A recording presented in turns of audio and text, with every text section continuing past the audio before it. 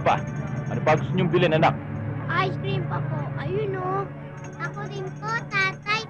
Gusto ko rin po ng ice cream. Ice cream!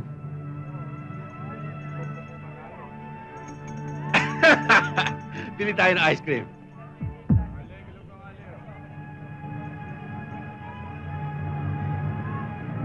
Pare, bigyan mo nga ng ice cream itong anak ko. Ilan ho? 2 ice cream. Anong flavor? Yan, yan. Ah. Sigurado ka bang yan? Oo, nagbago itsura. Ito. Ayos. Ayos. O, anak. Magkano? 4 na piso.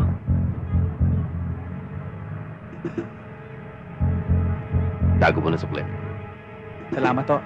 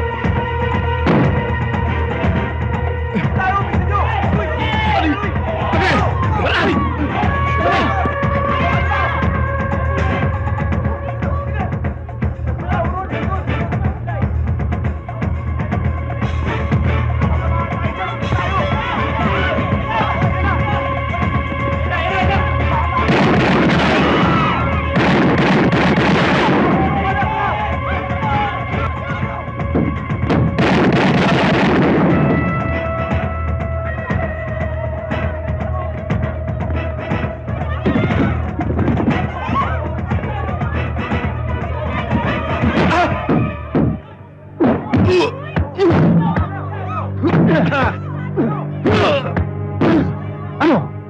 Akala mo magugulangan mo ako? Buenas mo. Araw mo lang ngayon. Araw mo lang. Sa kulungan ng bagsak mo. Inay, bakit nila po inuuli si titay? Titay, bakit niya Tandaan inuuli mo to. si titay? Hiya mo ko sa pamilya. Babawian kita. Babawian kita!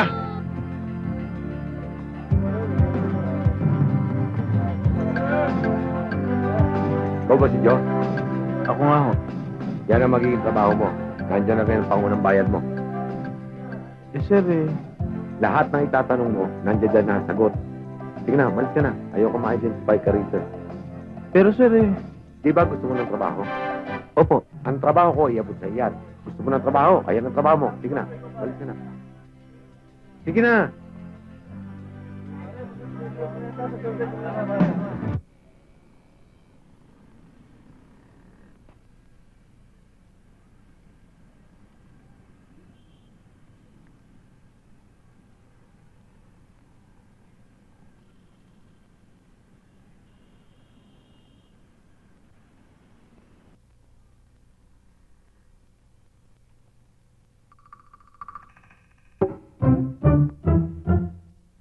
Airpod!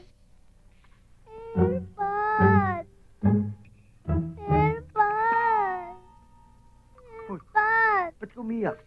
Akala ko po kasi patay na yung tatay ko eh. Bakit? Kamukha ba akong daddy mo? Opo, pag nakaagnas na. Kaya ako narito dahil binabantayan kita. Wala daddy mo.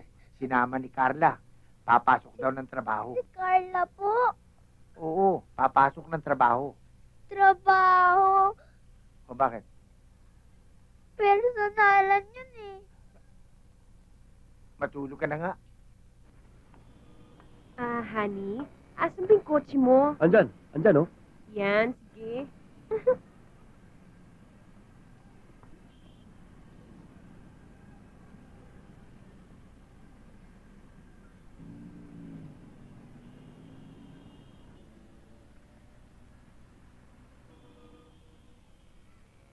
Sir.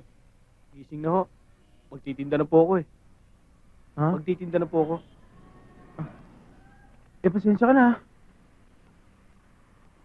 Okay Okay din to si Sir, ah. Ginawa pang motel tong tindahan ko. Yung taxi driver, kaya tumakbo yun, natakot. At pagka ganun takot ang tao, wala, hindi pwedeng tumistigo yun. Kung sa bagay kung sakaling umabot tayo sa husgado, magagawa natin ang alibayan. Wala ka doon sa pinangyarihan ng krimen nang mangyari ang patayan. Ano ba ang suot mo nun? Ragged?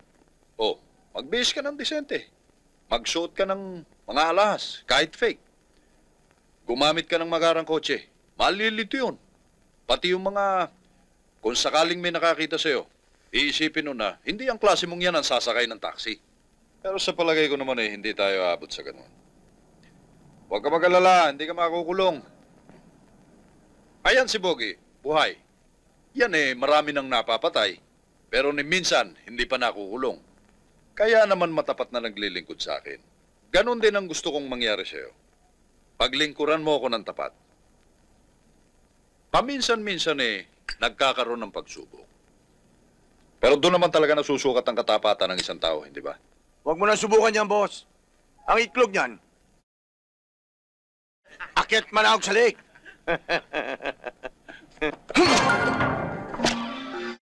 Baba niyan! Baba niyan! Baba! Hindi ko alam kung paano manalangin sa... Pero magkasal ka na. Dahil ang binigay sa akin pagsubok ay ang buhayin ka. Pero pag sinabi sa akin patayin ka, lulunurin ka sa sarili mong ihi. Ano, sabihin mo lang. Huwag! Natanggal ko na eh!